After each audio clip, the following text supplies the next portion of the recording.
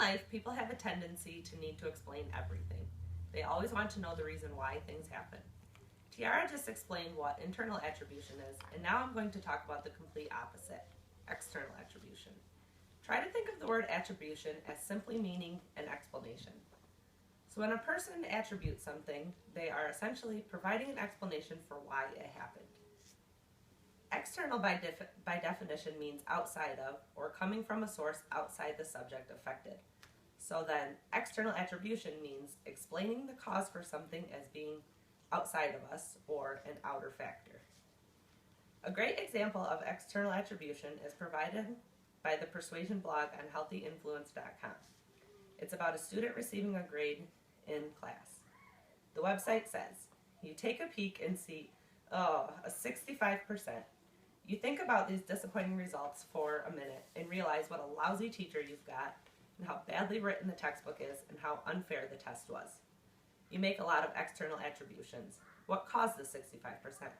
Events outside of you, external things. And afterwards you are acutely aware of your lousy teacher, the lousy textbook, and these lousy tests.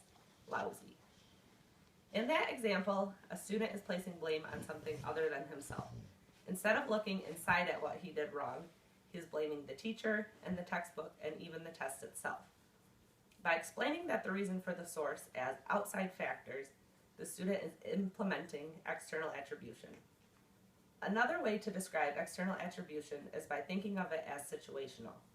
This means that situations affect your explanation of things. For example, a baseball player has an excellent game, throwing a no-hitter and hitting a home run during the game.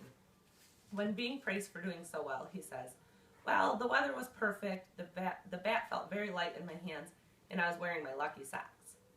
Instead of looking for internal effects that helped him succeed, such as personal talent or dedication to the game, he explains the situations of the game for his success. In the following YouTube video, you will see another sports example of external attribution. Here, the player had a terrible game, and instead of blaming himself for the poor performance, he blames an external factor.